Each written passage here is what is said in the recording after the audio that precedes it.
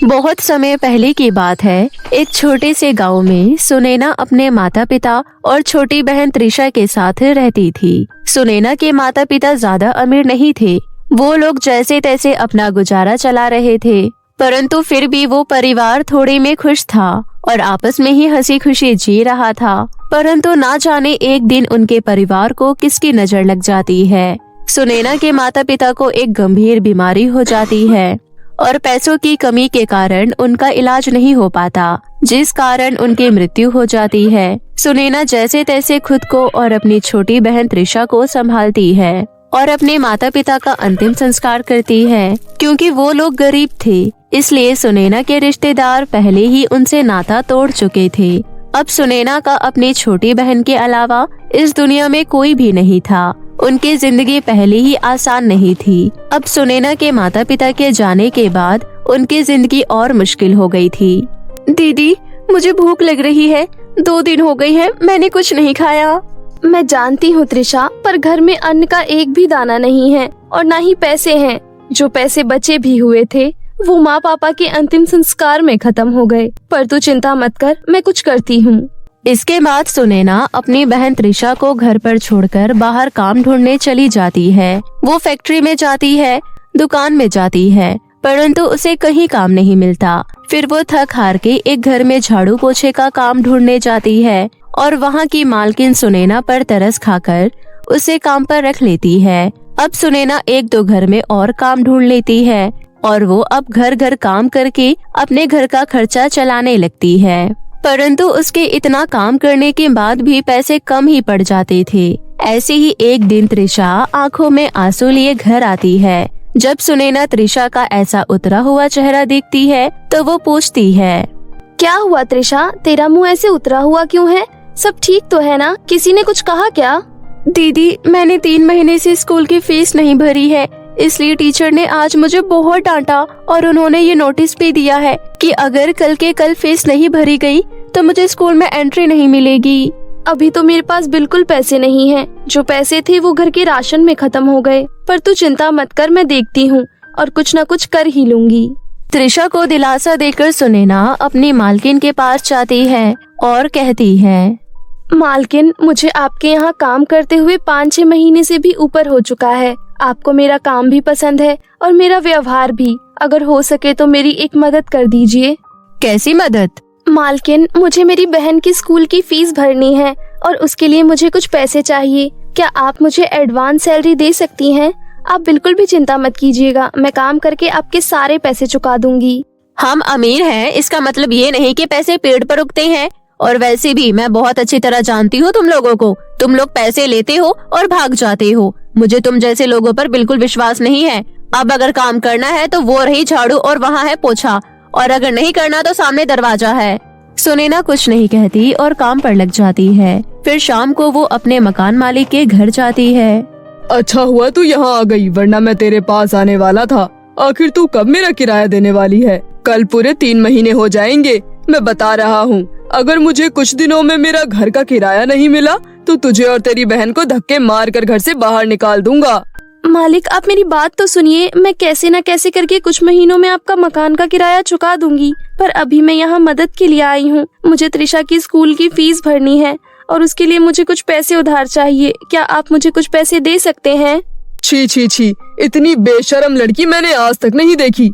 पहले तो मेरे घर का किराया नहीं दिया, ऊपर से मुझसे ही उधार मांग रही है। चली जा यहाँ से, तुझे यहाँ से कुछ नहीं मिलने वाला। और हाँ, जितना जल्दी हो सके मेरा घर का किराया चुका दे, वरना अच्छा नहीं होगा। बेचारी सुनैना उदास मन से घर चली जाती है। दीदी, मेरी फीस का कुछ इंतजाम हुआ क्या? नहीं त्रिशा, मैंने बहुत लोगों से पैसे उधार मांगने की कोशिश की, परंतु सबने मना कर दिया। तू एक बार कल स्कूल जाकर देख और अपनी टीचर को मना कर देख, क्या पता वो हमारी स्थिति समझ जाए। त्रिशा का बिल्कुल भी मन नहीं था, परंतु फिर भी वो अपनी बहन की बात मानकर स्कूल चली जाती है। लेकिन उसके टीचर उसके साथ बहुत बुरा व्यवहार करती है। तू फिर बिना फीस के मुंह उठाकर आ गई। तुझे कल कहा था ना कि अगर फीस नहीं लाएगी तो स्कूल भी मत आना। टीचर जी, मेरी दीदी ने कहा है कि वो 1-2 दिन में फीस जरूर भर देंगी। तेरी बहन 3 महीने से यही बात कह रही है, पर अब बहुत हो गया। अब जब फीस लाना तभी स्कूल आना। ऐसा कहकर टीचर त्रिशा को स्कूल से बाहर निकाल देती है।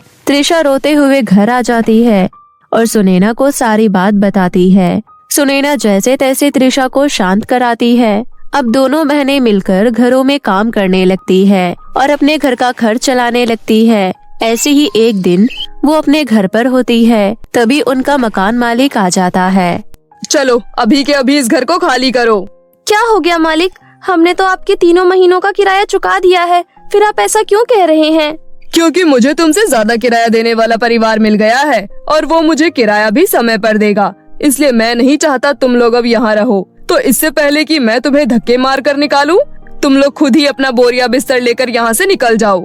सुनैना और बहस नहीं करना चाहती थी, इसलिए वो अपनी बहन को लेकर वहाँ से निकल जाती है। वो लोग रास्ते में इधर उधर भटक रहे होते हैं, तभी त्रिशा कहती है, दीदी अब तो हमारे पास घर भी नहीं है, हम कहाँ जाएंगे, क्या खाएंगे और कहाँ रहेंगे?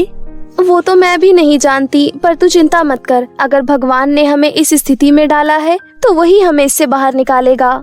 इसके बाद दोनों बहनें एक छोटे से जंगल में पहुंच जाती है और वहां के एक घने पेड़ की छांव में बैठ जाती है। वो वहां बैठी होती है कि तभी उन्हें एक चीख सुनाई देती है, कोई है, कोई है, कोई तो मेरी मदद करो। ये चीख सुनकर दोनों बहनें आवाज की दिशा में जाती है तो उन्हें एक परी कांटों भरी बेल से पेड़ से बंधी हुई दिखाई देती है। दोनों बहनें मिलकर परी को वहां से आजाद करवाती हैं। आप ठीक तो है ना? इन कांटों वाली बेल की वजह से आपके पूरे शरीर से खून बह रहा है, आपको मरहम पट्टी की जरूरत है। अभी मुझे केवल मेरी जादुई छड़ी की जरूरत है। पर परी जी, आपकी ये हालत कैसे हुई? ये सब एक दुष्ट चुड़ैल ने किया है और उसी की वजह से मेरी ये हालत हुई है। परंतु एक बार मुझे मेरी छड़ी मिल जाए फिर सब कुछ ठीक हो जाएगा, लेकिन उस छड़ी को लाने में मुझे तुम्हारी मदद चाहिए होगी। कैसी मदद? यहाँ से दूर काली घटा पहाड़ी के नीचे 2 जादुई सोने और चांदी के घर हैं। उनमें से एक घर में मेरी जादुई छड़ी रखी है। अगर तुम वो छड़ी ले आओ तो मुझ पर तुम्हारा बहुत बड़ा एहसान होगा और फिर तुम जो चाहोगी मैं तुम्हें वो दे दूंगी। हमें कुछ नहीं चाहिए, परंतु हाँ, हम आपकी मदद जरूर करेंगे। ऐसा कहकर सुनैना त्रिशा को लेकर परी की बताई हुई जगह पर पहुंच जाती है।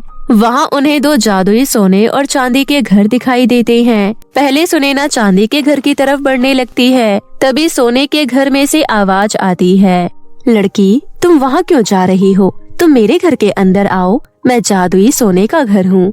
मैं इस चांदी के घर से कई ज्यादा बेहतर हूँ और मेरे अंदर तुम्हें इस दुनिया के सबसे कीमती हीरे जवाहरात, पैसा और बाकी सब कुछ मिलेगा जिसकी तुम्हें जरूरत है। मैं इन सब चीजों का वादा नहीं करता, क्योंकि मेरे घर के अंदर तुम्हें केवल परी की जादुई छड़ी मिलेगी। अगर तुम्हें परी की जादुई छड़ी चाहिए तो तुम मेरे घर के अंदर आकर ले सकती हो। सुनैना बिना देर लगाए चांदी के घर में चली जाती है, जहां उसे परी की जादुई छड़ी मिल जाती है। सुनैना वो छड़ी लेकर परी के पास जाती है। ये लीजिए परी जी, आपकी जादुई छड़ी। अब आप उस चुड़ैल का सामना बिना किसी डर के कर पाएंगी। सुनैना, यहाँ कोई चुड़ैल नहीं है और मुझे किसी चुड़ैल का सामना नहीं करना है। मैंने तुमसे जो भी कहा था वो सब एक झूठ था। मैं तो केवल तुम दोनों की परीक्षा लेना चाहती थी। मुझे रानी परी ने यहाँ तुम दोनों की मदद के लिए भेजा था, पर तुम्हारी मदद करने से पहले मैं तुम्हारी अच्छाई की परीक्षा लेना चाहती थी, इसलिए मैंने तुमसे ये सब करवाया और तुम इस परीक्षा में पास हो गई हो। क्योंकि तुम उस सोने के घर की बताई हुई चीजों के लालच में नहीं आई, इसलिए अब मैं तुम्हें ये ढेर सारी धन दौलत देना चाहती हूँ। इससे तुम्हारी जिंदगी बेहतर हो पाएगी और तुम दोनों एक अच्छा जीवन जी पाओगी। ऐसा कहकर परी वहाँ पर ढेर सारा धन प्रकट कर देती है। आपका बहुत बहुत धन्यवाद परी जी, आपने हमारी बहुत बड़ी सहायता की है। हमें इस धन की सख्त जरूरत थी। इसके बाद परी उन दोनों को आशीर्वाद देकर वहाँ से चली जाती है। सुनैना और त्रिशा उन पैसों से अपने लिए एक बहुत ही अच्छा घर खरीदती है और उन पैसों की मदद से अपना खुद का एक व्यापार भी शुरू कर देती है, जिससे उन्हें अच्छी खासी तरक्की मिल जाती है। एक दिन सुनैना के मकान मालिक को सुनैना और त्रिशा की तरक्की के बारे में पता चलता है, परंतु उसे समझ नहीं आता कि इतनी जल्दी इन दोनों के पास ये सब कैसे आया। आखिर इन दोनों के पास इतना पैसा कहाँ से आया कि इन्होंने इतना बड़ा व्यापार शुरू कर दिया और इतना बड़ा घर ले लिया। जरूर इसके पीछे कुछ राज है, मुझे पता लगाना होगा। ऐसा कहकर वो मकान मालिक सुनैना और त्रिशा के पास जाता है। और भोलेपन का नाटक करता है। बच्चों, कैसे हो तुम? मैंने जो भी किया उसके लिए मुझे माफ कर दो। मुझे बाद में बड़ा ही पछतावा हुआ और मैंने तुम दोनों को कई जगह ढूंढा भी, परंतु तुम दोनों मुझे कहीं नहीं मिली। वैसे तुम दोनों ठीक तो हो ना? जी, हम बिल्कुल ठीक हैं और आपको हमारी फिक्र हुई ये सुनकर अच्छा लगा। ऐसे ही वो मकान मालिक सुनैना और त्रिशा को अपनी चिकनी चुपड़ी बातों में फंसा लेता है और उनसे सारी सच्चाई जान लेता है। कैसी बेवकूफ लड़कियां हैं ये दोनों। इनकी जगह मैं होता तो मैं सोने के घर में ही जाता और वहाँ रखे कीमती खजाने का मालिक बन जाता। इसके बाद मकान मालिक सुनैना से उस जगह का पता जान लेता है और वहीं पहुंच जाता है। उसे वहां दोनों सोने और चांदी के जादुई घर दिख जाते हैं। वो बिना देर लगाए सोने के घर में घुस जाता है, परंतु वहां उसे खजाना तो नहीं मिलता, लेकिन एक बहुत ही दुष्ट चुड़ैल मिल जाती है। वो चुड़ैल उस मकान मालिक को अपना बंदी बना लेती है और अपनी गुफा में ले जाती है और उस दुष्ट मकान मालिक को उसकी की सजा मिल जाती है। यहाँ दूसरी तरफ सुनैना और त्रिशा का व्यापार और तरक्की करने लग जाता है और वो दोनों बहनें लोगों की मदद करते हुए एक अच्छा जीवन जीने लग जाती हैं। जादुई अनोखा लहंगा और लिपस्टिक का कुआं। ये कहानी हिना नाम की एक लड़की की है जो बहुत ही ज्यादा गरीब थी। एक साधारण से कच्चे मकान में वो अपनी बड़ी बहन सुषमा और माँ मनोरमा देवी के साथ रहती थी। हिना के जन्म के पश्चात ही उसके पिता की मृत्यु हो गई थी। तब से हिना की बड़ी बहन सुषमा और माँ मनोरमा देवी मजदूरी करके घर चला रहे थे। वो लोग मेहनत करके हिना को एक अच्छे स्कूल में पढ़ने के लिए भेजते थे। हिना जब अपनी क्लास में बच्चों के पास अच्छी अच्छी चीजें देखती थी तो उसका भी मन उस चीज को पाने का करता था। एक दिन की बात है, हिना की क्लास में लंच का टाइम था। उसकी क्लास में रहने वाली प्रियांशी अपने दोस्तों से कहती है, गाइस, तुम लोगों को पता है मेरे पापा मेरे लिए सिंगापुर से बहुत खूबसूरत लहंगा और लिपस्टिक लेकर आए हैं। लहंगा तो मैं स्कूल में नहीं ला सकती थी, लेकिन मैं लिपस्टिक लेकर आई हूँ। ये दिखने में बहुत खूबसूरत है। तभी वहाँ खड़ी प्रियांशी की अन्य सहेलियों में से एक सहेली कहती है, सच में मेरे पापा भी मेरे लिए बहुत खूबसूरत लिपस्टिक और अनोखा सा दिखने वाला लहंगा लेकर आए हैं, लेकिन मैं टीचर्स के डर से अपनी लिपस्टिक नहीं लेकर आई। तू दिखा ना, तेरे पापा कैसी लिपस्टिक लेकर आए हैं। ठीक है, मैं दिखाती हूँ, लेकिन इस बारे में टीचर को मत बताना। वहाँ खड़ी हिना भी उन लोगों की बातें सुन रही थी। तभी प्रियांशी अपने बैग से एक बहुत खूबसूरत सी दिखने वाली लिपस्टिक निकालती है, जिसे देखकर हिना सहित प्रियांशी की सभी सहेलियां हैरान हो जाती है। तभी हिना कहती है, वाओ प्रियांशी, तेरी लिपस्टिक तो सच में बहुत खूबसूरत है। सोचो, जब तुम लोगों को मेरी ये लिपस्टिक इतनी अच्छी लग रही है तो मेरा लहंगा तुम लोगों को कितना पसंद आएगा। क्या तुम अपनी लिपस्टिक एक बार मुझे दिखा सकती हो? मुझे उसको छू कर देखना है। नहीं नहीं, तू पागल हो गई है क्या? ये लिपस्टिक बहुत महंगी है। अगर इसमें थोड़ी सी खरोच भी आ गई तो माँ मुझे बहुत डांटेंगी। वैसे भी मैं मम्मी से छुपाकर इसे स्कूल लाई हूँ। इतना कहकर प्रियांशी लिपस्टिक को वापस अपने बैग में रख लेती है। उस दिन छुट्टी होने पर हिना उदास मन से वापस घर लौटती है। उसे उदास देखकर उसकी बड़ी बहन सुषमा उससे पूछती है, क्या हुआ हिना, तुम इतनी उदास क्यों लग रही हो? किसी ने स्कूल में कुछ कहा क्या? नहीं दीदी, स्कूल में तो किसी ने कुछ नहीं कहा, लेकिन दीदी मुझे अच्छे अच्छे कपड़े और अच्छे अच्छे मेकअप का सामान चाहिए। मेरी क्लास की सभी लड़कियां बहुत महंगी महंगी लिपस्टिक लाती हैं, मुझे भी चाहिए। क्या माँ मुझे ये सब नहीं दिला सकती है? नहीं हिना, माँ हमें ये सब नहीं दिलवा पाएंगी। वो बहुत मेहनत करती है। उनके साथ साथ मैं भी बहुत मेहनत करती हूँ। इतनी मेहनत के बावजूद भी हम बहुत मुश्किल से तेरे स्कूल की फीस भर पाते हैं। हम गरीब है हिना, तो इस बात को मान क्यों नहीं लेती है? मैं और माँ बड़ी मुश्किल से कुछ पैसे जोड़ पाते हैं, और जो तू कह रही है लहंगे और लिपस्टिक और पता नहीं क्या क्या, ये सारी चीजें तुझे लाकर देना हमारे बस की बात नहीं है बहन।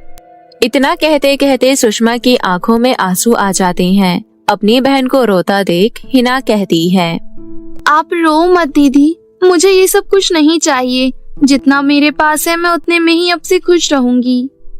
हिना ने अपनी बहन से ये कह तो दिया, लेकिन अभी भी उसका ध्यान महंगे लिपस्टिक और लहंगे पर ही था।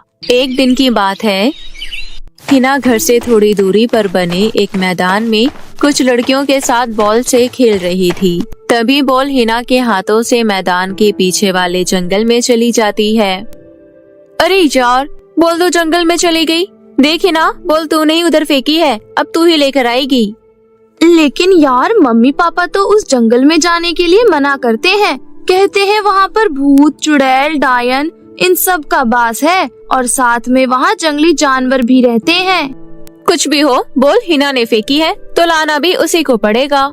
कोई बात नहीं, तुम लोग चिंता मत करो, मैं बॉल ले आऊंगी। लेकिन तुम लोग जंगल के बाहर खड़े होकर मेरा इंतजार करना, प्लीज मुझे छोड़कर मत जाना। ठीक है, हम खड़े रहेंगे। अब तू जा जल्दी और बॉल लेकर आ। डरते डरते हिना जंगल के अंदर जाती है। जंगल के अंदर तो वो पहुंच गई थी, लेकिन आसपास उसे कहीं बॉल नजर नहीं आ रही थी। तभी अचानक से उसे बॉल नजर आती है। अरे वो रही बॉल, जल्दी से लेकर बाहर चली जाती हूँ। हिना झट से बॉल उठा लेती है। तभी साथ वाले कुएं से हिना को एक आवाज आती है। बचाओ, कोई है क्या यहाँ? मुझे बचाओ। अरे ये आवाज कहाँ से आ रही है? लगता है ये आवाज कुएं के अंदर से आ रही है। कोई बचाओ मुझे, इस कुएं से बाहर निकालो, कोई मेरी मदद करो। हिना काफी डर जाती है और बॉल लेकर फटाफट जंगल से बाहर भाग जाती है। खेल खत्म करके हिना वापस घर तो आ जाती है, लेकिन उसका ध्यान अभी भी जंगल वाले उस कुएं की तरफ ही था। अगली सुबह हिना ने अपनी बड़ी बहन और माँ से कहा, मम्मी, दीदी, कल जब मैं अपने दोस्तों के साथ खेल रही थी तब गलती से मुझसे बॉल जंगल में जा गिरी और जब मैं बॉल लेने गई तो वहाँ पर एक बहुत पुराना कुआं था। उस कुएं में से किसी की आवाज आ रही थी, पता नहीं वो आवाज किसकी थी। इस तरह हिना जंगल में बीती घटना अपनी माँ और बहन को बताती है। हिना की बातें सुनकर सुषमा अपनी माँ से कहती है, माँ, अगर हिना की बातों में जरा सी भी सच्चाई है तो हमें जंगल में जाकर देखना चाहिए। क्या पता किसी की जान खतरे में हो, कोई कुएं के अंदर से मदद मांगने की कोशिश कर रहा हो। ठीक है बेटा, अगर तुम कहती हो तो हम दोनों हिना के साथ चलकर देखते हैं। हिना की माँ और बहन उसके साथ जंगल में उसी कुएं के पास पहुँचती है। वहाँ पहुँचने पर उन्हें सच में एक पुराना सा कुआं दिखाई देता है। अचानक उन्हें भी कुएं के अंदर से वही आवाज सुनाई देने लगती है। कोई है? मुझे बचाओ, प्लीज मुझे बचा लो, मैं यहाँ पर फंस गई हूँ, मुझे बचाओ। अरे, कुएं के अंदर से तो सच में आवाज आ रही है, क्या करे? इतना कहकर सुषमा जोर से आवाज लगाती है, कौन है कुएं के अंदर और तुम्हें हमसे कैसी मदद चाहिए? तभी अंदर से आवाज आती है, मैं एक परी हूँ और मुझे श्राप मिला हुआ है कि जब तक कोई इंसान इस कुएं के अंदर एक पत्थर नहीं फेंकेगा तब तक मैं श्राप मुक्त नहीं होंगी, प्लीज मुझे बचा लो। ठीक है, हम तुम्हें बचा तो लेंगे, लेकिन कहीं तुम बाहर आकर हमें कोई नुकसान तो नहीं पहुंचाओगी? नहीं नहीं, ये तुम कैसी बातें कर रही हो, मैं ऐसा बिल्कुल नहीं करूंगी। परी की ये बात सुनकर सुषमा उस कुएं के अंदर एक पत्थर फेंक देती है। उसके ऐसा करते ही कुएं के अंदर से एक बहुत खूबसूरत परी बाहर निकलती है। परी को देखकर तीनों माँ बेटी हैरान हो जाती है। तभी परी कहती है, तुम्हारा बहुत बहुत धन्यवाद, तुमने मुझे बचा लिया। तभी वहाँ खड़ी हिना कहती है, तुम परी हो ना, तो फिर तुम उड़कर इस कुएं से बाहर क्यों नहीं आ गई? दरअसल एक जादूगरनी से युद्ध के दौरान उसने मुझे इस कुएं में कैद कर दिया था। उसका तोड़ केवल यही था कि कोई इंसान अगर इस कुएं में कोई भी ठोस चीज डालेगा तभी इस जादूगरनी के कैद से मैं आजाद हो पाऊंगी। मैं काफी दिन से इंतजार कर रही थी कि कोई इंसान यहाँ आए और मैं उससे मदद मांगूं, लेकिन ना जाने क्यों गांव का कोई भी इंसान इस जंगल की तरफ आता ही नहीं था। बड़े दिनों बाद यहाँ कल हिना आई थी। मैंने इससे भी मदद मांगी, लेकिन शायद ये डर गई, लेकिन इसने हार नहीं मानी और ये आप लोगों को लेकर आई और आप लोगों ने मेरी मदद की। मैं आप लोगों से बहुत खुश हूँ। आप लोगों ने मेरी जान बचाई है, तो कहिए मैं आप लोगों के लिए क्या कर सकती हूँ? परी की ये बात सुनकर वो सभी बहुत खुश होती हैं। तभी वहाँ खड़ी हिना कहती है, क्या तुम मुझे एक बहुत खूबसूरत लिपस्टिक और बहुत ही सुंदर सा दिखने वाला लहंगा दे सकती हो? ऐसा अनोखा लहंगा जो मेरी क्लास में किसी के पास ना हो। हिना की बात सुनकर परी हंसते हुए कहती है क्यों नहीं, लेकिन तुम्हें बस यही चाहिए और कुछ नहीं चाहिए तुम्हें? नहीं परी जी। हिना की बात सुनकर परी आंख बंद करके कुछ बोलती है। उसके ऐसा करते ही कुएं के अंदर से एक बहुत ही खूबसूरत सा दिखने वाला अनोखा लहंगा और प्यारी सी लिपस्टिक प्रकट होती है, जिसे देखकर वो तीनों माँ बेटी बहुत खुश होती है। तभी परी कहती है, मैं इतने दिन इस कुएं के अंदर रही, इसलिए ये कुआं अब जादुई कुआं बन चुका है, लेकिन इसकी जानकारी केवल तुम ही लोगों को है। तुम लोग इसके बारे में किसी को मत बताना। मैंने इस कुएं के अंदर से जादुई लहंगा और लिपस्टिक तुम्हें दी है हिना। ये बहुत खूबसूरत लिपस्टिक है और ऐसा लहंगा तुम्हारी पूरी क्लास में किसी लड़की के पास नहीं होगा। ये सबसे अनोखा लहंगा है। आपका बहुत बहुत शुक्रिया परी जी, आप सच में बहुत अच्छी हो। सच में परी, आप बहुत अच्छे हो। आज आपकी वजह से मेरी छोटी बहन इतनी खुश है। इसको हमेशा से लहंगे और लिपस्टिक का बहुत शौक था। आज आपने इसे ये दोनों चीज देकर इसे खुश कर दिया है। गरीबी के कारण शायद हम ये चीजें हिना को कभी नहीं दे पाते। मैंने ये इसलिए किया है क्योंकि आप लोगों ने मेरी मदद की। आप लोग इस कुएं से जितना चाहो उतना लहंगा और लिपस्टिक मांग सकती हो और उन्हें बाजार में बेचकर अपनी गरीबी भी दूर कर सकते हो। क्या सच में परी जी, आप सच कह रही हैं? हाँ सुषमा, मैं सच कह रही हूँ। इतना कहकर परी वहाँ से गायब हो जाती है। लिपस्टिक और अनोखा लहंगा लेकर वो सभी अपने घर आ जाते हैं। अगले दिन हिना अपनी लिपस्टिक लेकर स्कूल जाती है और सभी बच्चों को दिखाती है। उसे देख प्रियांशी कहती है, ओह वाओ, तेरी लिपस्टिक तो मेरी वाली लिपस्टिक से भी बहुत सुंदर है। मेरे पास बहुत खूबसूरत लहंगा भी है। शायद वैसा लहंगा हमारी क्लास में किसी के पास नहीं होगा। वो बहुत ही अनोखा लहंगा है। अरे वाह, देख हम दोनों के पास बहुत महंगी महंगी चीजें हैं। हम दोनों दोस्त बन जाते हैं, ठीक है? अब हिना और प्रियांशी बहुत अच्छी सहेलियां बन चुकी थी। हिना खुशी खुशी घर जाती है। तब सुषमा कहती है, क्या बात है हिना, आज तो बहुत खुश लग रही है। हाँ दीदी, जादुई कुएं की लिपस्टिक और लहंगे की वजह से मेरे साथ सब कुछ अच्छा अच्छा हो रहा है। प्रियांशी, जो मुझे अपनी चीजें छूने भी नहीं देती थी, वो मेरी बहुत पक्की सहेली बन चुकी है। अरे वाह, ये तो बहुत अच्छी बात है। तभी वहाँ पर सुषमा और हिना की माँ आ जाती है। सुषमा अपनी माँ से कहती है, माँ चलो हम लोग चलकर उस कुएं से बहुत सारा लहंगा और लिपस्टिक मांग लेते हैं। उसके बाद हम उसे बाजार में बेचकर कुछ पैसे कमा लेंगे। तुम बिल्कुल ठीक कह रही हो बेटा, चलो चलते हैं। सुषमा के इतना कहते ही वहाँ पर बहुत सारे लहंगे और लिपस्टिक प्रकट हो जाते हैं। फिर वो तीनों वो सारी चीजें उठाकर बाजार में बेचने चली जाती है।